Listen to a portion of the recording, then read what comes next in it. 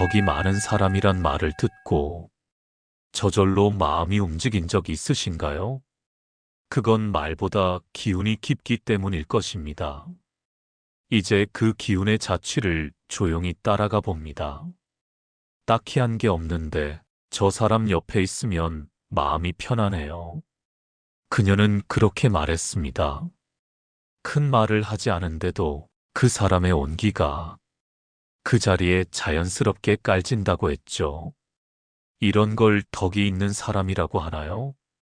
스님은 잔잔히 웃으며 작은 등불 하나를 켜놓았습니다. 켜진 불빛은 방을 환하지는 못했지만 따뜻하게 섬세하게 공간을 데우고 있었습니다. 덕이 많은 사람은 크고 눈에 띄는 빛을 원하지 않습니다. 대신 작은 따스함으로 공간을 데우는 지혜를 택하죠. 그 온기로 사람은 편안함을 느끼고 그 자리를 부드럽게 채웁니다. 그녀는 조용히 고개를 끄덕였습니다. 자신은 늘 행동을 보여줘야 한다고 입 밖에 내고 있었는데 그 말보다 작은 배려 하나가 마음을 더 크게 울리는 순간도 있었음을 비로소 스스로 인정하게 되었습니다. 스님은 말을 잇습니다. 덕을 쌓는 첫 번째 마음 습관은 내가 먼저 조용히 누군가를 생각하는 마음을 담는 것입니다. 그게 말로 표현되지 않아도 사람의 마음은 그 기운을 읽습니다. 그녀는 그날 이후 조용한 배려 하나씩을 습관으로 삼기로 했습니다. 전화 대신 차 한 잔을, 긴 말 대신 미소 한 번을, 관심 없는 듯 놓쳤던 작은 사정을 내 마음 깊이 기억해두는 연습을요. 며칠이 지나고 그녀 주변엔 알게 모르게 사람들의 표정과 마음이 달라지는 것을 느꼈습니다. 제가 뭘 특별히 보여준 건 없는데 사람이 조용히 머무는 느낌이었어요. 부처님께선 말씀하셨습니다. 작은 온기 하나가 사람을 모으고 덕은 그 온기가 머무는 곳에 깃든다. 덕이 많은 사람의 첫 번째 마음 습관. 그건 내가 먼저 생각하는 조용한 온기입니다. 말보다 기운이 가득한 그 조용한 배려 안에서 사람도 복도 마음도 머무르게 됩니다. 그 사람한테는요, 괜히 말이 조심스러워져요. 그녀는 조용히 말했습니다. 화를 낼 것 같아서도 아니고 말을 따지거나 정색할까 봐서도 아닌데 어딘가 모르게 말이 정리되고 표정이 부드러워지는 느낌. 그냥 그 사람이 나를 함부로 안 보니까 나도 조심스레 대하게 되더라고요. 스님은 그 말을 듣고 고개를 천천히 끄덕였습니다. 그게 바로 덕입니다. 덕이란 말보다 사람의 관계 속에서 자연스럽게 피어나는 기운이지요. 그녀는 고개를 숙이며 말했습니다. 전 가끔 누군가 나를 무시하는 듯한 말투를 들으면 바로 똑같이 반응했거든요. 지기 싫은 마음에 혹은 얕잡히기 싫어서 스님은 작은 돌 하나를 연못에 던졌습니다. 돌은 잠깐 파문을 일으키고 이내 가라앉았고 연못은 다시 고요를 되찾았습니다. 덕 있는 사람은 자신이 흔들릴 수 있음을 알면서도 그 파문을 오래 두지 않습니다. 상대의 태도에 반응하지 않고 내 마음의 중심을 잃지 않지요. 그녀는 그 말이 가슴에 깊이 남았습니다. 무시당했다는 기분, 얻어맞은 듯한 말투에 그간 자신도 파문을 더 키우는 말을 하고 있진 않았는지 조금 부끄러워졌습니다. 그럼 덕 있는 사람은 상처를 안 받나요? 스님은 부드럽게 웃었습니다. 상처는 받습니다. 하지만 그 상처를 곱게 품는 법을 배운 사람입니다. 그 품이 깊을수록 사람은 그 품에 안기고 싶어지지요. 그녀는 그날 이후 상대의 말에 한 박자 천천히 반응하기 시작했습니다. 바로 반격하지 않고 그 말 속 마음을 먼저 짚어보려 애썼습니다. 그리고 정면으로 맞받기보다 조용히 감정을 내려놓는 연습을 했습니다. 며칠이 지나자 사람들이 이상하게 그녀 앞에선 목소리를 낮췄고 조금 더 솔직해졌고 표현도 부드러워졌습니다. 내가 먼저 존중을 실었더니 그 마음이 돌아오는 걸 처음 느꼈어요. 스님은 말했습니다. 덕은 존중으로 시작되어 침묵 안에서 길러지고 상대를 부드럽게 대하는 태도 속에서 깊어집니다. 부처님께선 말씀하셨습니다. 존중을 담은 마음엔 사람이 쉬고 싶어 한다. 덕은 그 쉼 속에서 자란다. 덕을 깊게 만드는 두 번째 관계 태도. 그건 상대를 흔들지 않고 내 중심을 먼저 다잡는 존중의 마음입니다. 비난에 반응하지 않고 감정에 휘둘리지 않으며 조용한 힘으로 관계를 감싸 안는 태도. 그런 태도에서 사람도 조심히 다가오고 복도 조용히 머무릅니다. 그 사람은요, 말을 많이 하지 않아요. 근데 이상하게 마음이 먼저 움직여요. 그녀는 그 사람을 떠올리며 조용히 말했습니다. 회의 자리에서도 소란스럽지 않았고 일상에서도 앞서 나서지 않았지만 어딘가 모르게 사람들이 그를 먼저 찾고 말없이 따르게 되었다고 했습니다. 기운이 있었어요. 말보다 존재에서 전해지는 그런 무언가. 스님은 나무 그늘 아래 앉으며 말했습니다. 덕은 소리보다 그림자처럼 흐릅니다. 크게 드러나진 않지만 어디에나 닿아 있는 기운이지요. 그녀는 가만히 숨을 들이켰습니다. 늘 말을 통해 인정받으려 했던 자신의 습관이 그제야 조금 작아졌습니다. 근데요, 그런 기운은 어떻게 만들어지는 걸까요? 스님은 조용히 자신의 두 손을 마주 잡았습니다. 그리고 천천히 말했습니다. 덕이 흐르는 사람은 자신 안에서 감정을 조용히 식힙니다.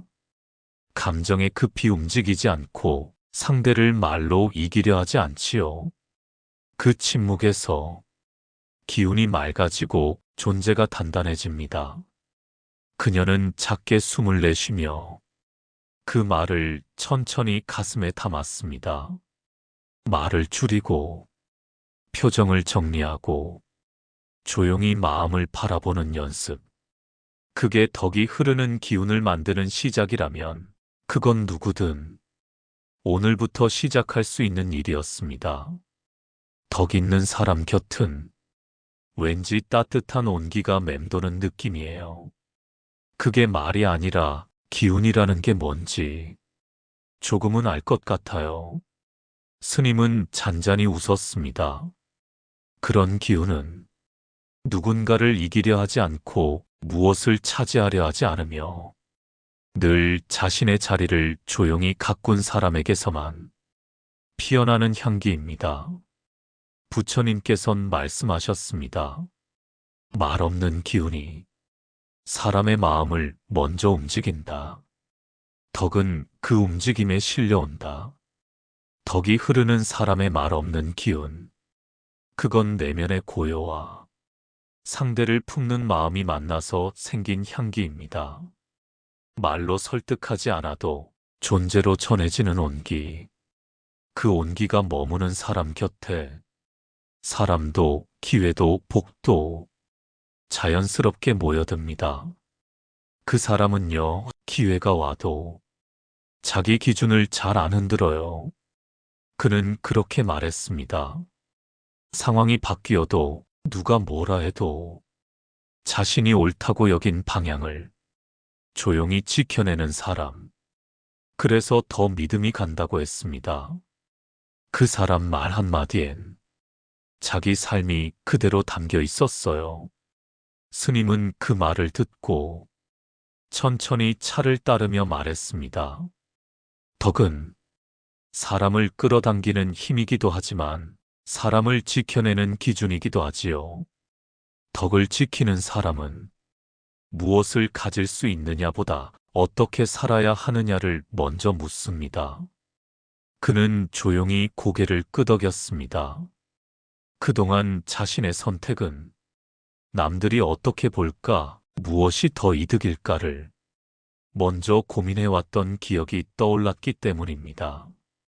근데 스님, 세상은 그렇게 살기 쉽지 않잖아요. 양보하면 손해보고 원칙 지키면 뒤처지는 것 같고. 스님은 부드럽게 웃었습니다. 그렇지요. 그래서 덕은 깊이 자라는 법입니다. 빠르게 크지 않고 천천히 뿌리를 내리지요. 덕을 지키는 사람은 선택할 때마다 어떤 마음에서 나왔는가를 먼저 봅니다. 욕심에서인지 두려움에서인지 아니면 지켜야 할 마음 때문인지. 그는 그 말을 들으며 한참을 조용히 앉아 있었습니다.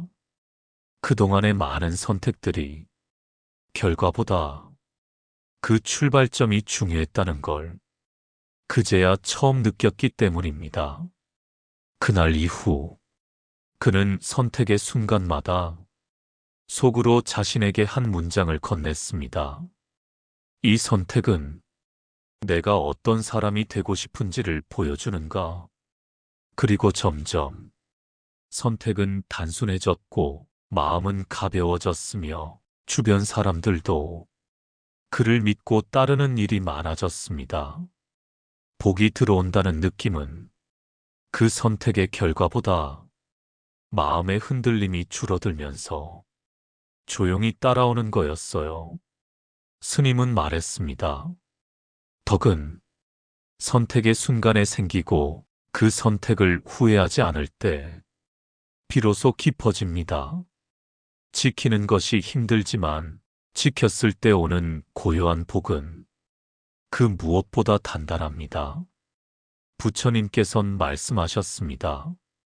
기준을 지키는 자리에 덕이 머물고 그 덕이 사람을 불러온다. 덕을 지키는 사람의 선택 기준, 그건 결과보다 내 마음이 어디서 출발했는지를 먼저 묻는 태도입니다. 속이지 않고 흔들리지 않으며 자신과의 약속을 잊지 않는 사람. 그 사람에게 조용한 복은 언제나 먼저 머물게 됩니다. 그 사람을 보면요, 겉으론 조용한데 어딘지 모르게 안쪽이 깊다는 느낌이 들어요. 그녀는 그렇게 말했습니다. 유난히 똑똑하거나 겉으로 드러나는 스펙이 뛰어난 것도 아닌데 묘하게 사람을 편안하게 만드는 힘, 그리고 쉽게 흔들리지 않는 단단함이 그 사람에겐 있었다고 했습니다. 그건 내면에서 자라는 무언가 같았어요. 스님은 조용히 고개를 끄덕이며 말했습니다. 맞습니다. 덕은 결국 겉이 아니라 속에서 자라는 나무이지요. 그 뿌리가 단단할수록 겉은 화려하지 않아도 누군가는 그 그늘에서 쉴 수 있게 됩니다. 그녀는 잠시 말없이 앉아 있었습니다.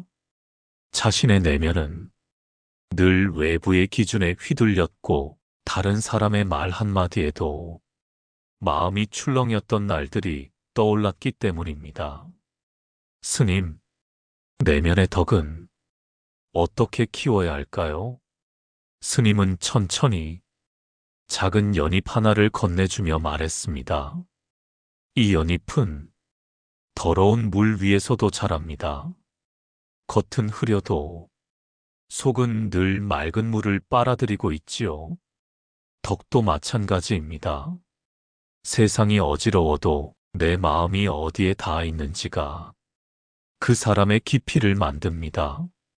그녀는 그 말을 마음에 담았습니다. 그날 이후 매일 아침 거울을 보기 전에 한 가지 질문을 자신에게 건넸습니다. 오늘 나는 어떤 마음으로 살아갈 것인가? 그리고 사람을 향한 시선을 정리했고 상대의 말에 반응하기 전에 마음을 먼저 들여다보는 습관을 들였습니다. 좋은 말을 듣더라도 내가 취할 부분만 가볍게 안았고 비난을 듣더라도 그 안의 의도를 분별해 필요한 것만 남겼습니다. 며칠이 지나자 사람들이 그녀에게 요즘은 좀 달라진 것 같다. 뭔가 말이 없어도 중심이 느껴진다. 이런 말을 건네기 시작했습니다. 그녀는 말했습니다.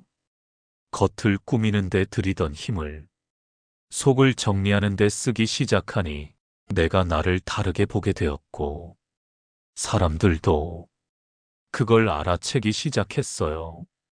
스님은 말했습니다. 내면이 맑은 사람은 눈빛과 숨결만으로도 복을 머금습니다. 그 복은 말보다 길고 행동보다 깊게 남습니다. 부처님께선 말씀하셨습니다. 속이 단정한 자는 겉이 요란하지 않아도 모든 이의 쉼터가 된다.